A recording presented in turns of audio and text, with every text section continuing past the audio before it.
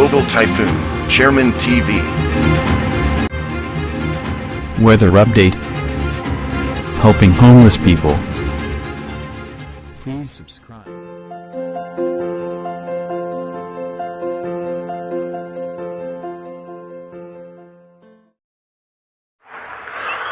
Magandang umaga po. Ito po ang latest update natin ngayong araw, October 18, 2024. Patuloy nga pong umiiral sa ating bansa yung ITCZ o yung Intertropical Convergence Zone na patuloy nga po na nakakaapekto sa may parte ng Mindanao, eastern section ng Visayas, kasama rin po ang Palawan.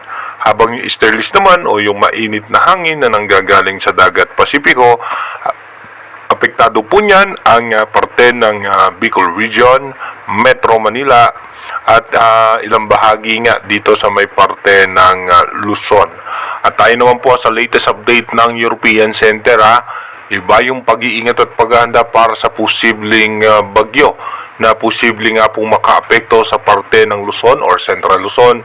Pwede rin buwaba ng parte ng Southern Luzon or pwede rin po siyang umakyat sa parte ng Northern Luzon. At bukod nga po sa kanya, meron pa po tayong dalawang imo-monitor. Yung isa, malaki po yun, malaking diametro ng isang posibleng sama ng panahon na yun. At dito naman yung isa sa may parte ng West Philippine Sea or posibleng dito na siya mas lumakas sa parte ng South China Sea. Dito po muna sa ating rain map animation. Asahan nga natin mamayang alas 12 ng tanghali magiging maayos at magandang lagay ng panahon. May mga tsansa ng pagkulimlim na kaulapan sa parte ng Bicol Region, Polillo Island, Palawan, may tsansa ng pagulan at western section ng Mindanao.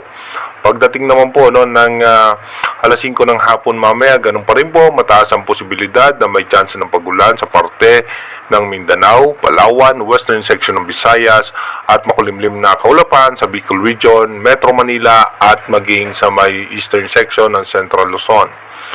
Pagdating naman po ng alas 8 ng gabi mamaya hanggang alas 10 ay magiging maayos naman po ang lagay ng panahon. Asahan natin yung biglang pagbuhos ng pagulan dahil po yan sa tinatawag nating localized thunderstorm. Dumako na nga po tayo sa ating advanced weather forecast. Dito nga po sa ating advanced weather forecast, ito nga po yung low pressure area sa labas ng Philippine Area of Responsibility. By October 19, ito nga po ay posibleng pumasok ng ating Philippine Area of Responsibility. At ito nga po ay nasa eastern section ng Catanduanes or rather ng Central Luzon. At pagdating naman po ng October 20, may pagbugso nga po dito nung tinatawag naman nating shear line na posibleng makaapekto sa parte ng extreme northern Luzon.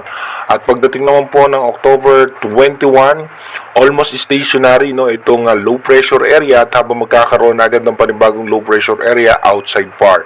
Dito nga po may malakas ang pagbugso ng easterlies at meron po tayong posibleng pagbugso naman ng northeasterly surface wind flow. At pagdating naman po ng October 22, mataas na po ang posibilidad na ito po ay mag-develop bilang isang tropical depression or mahinang bagyo. Ganon din po yung nasa labas ng ating Philippine Area of Responsibility at tataas din po ang tsansa na ito ay mag-develop din tong isa. Dito naman po sa may parte ng western section ng northern Palawan. At pagdating naman po ng October 23, ito po'y posibleng lalabas din po ng Philippine Area of Responsibility. Habang patuloy ngang lalakas itong posibleng bagyo dito nga sa may parte ng eastern section ng Polillo Island. Habang patuloy din lumalakas yung isang bagyo sa labas pa ng Philippine Area of Responsibility. By October 24, dito nga po hindi natin inaalis yung posibilidad ng landfall scenario sa parte ng Central Luzon or rather dito nga po sa bababa po yan posible sa parte ng Metro Manila or dito nga po sa parte ng Southern Luzon. By October 25, Posibleng tatagos po yan dito sa may parte ng Zambales or ng Bataan. Posible rin dito nga sa may Pangasinan. Pero again, inuulit natin, ito pong advanced prediction na to ay mataas pa rin po ang tsansa na magbago po yan dahil depende din po yan sa pagbugso ng northeast monsoon. Dahil sa ngayon nga po ay wala pong pagbugso ng northeast monsoon dahil ang bumubugso nga po itong easterly surface wind flow at yung easterlies.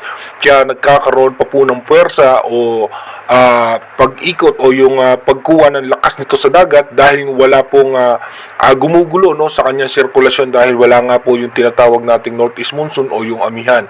Kaya iba yung pag-iingat at paghahanda para sa ating mga kababayan dahil nga sa posibleng banta na naman ng sama ng panahon na posibleng nga pong direktang makaapekto ngayon sa ating bansa. Kaya mag-iingat po tayo palagi at antabayan na natin yung bagong ilalabas pa ng European Center para nga po dito sa posibleng magiging senaryo nitong posibleng tatlong sama ng panahon na posibleng nga pong makaapekto sa ating bansa.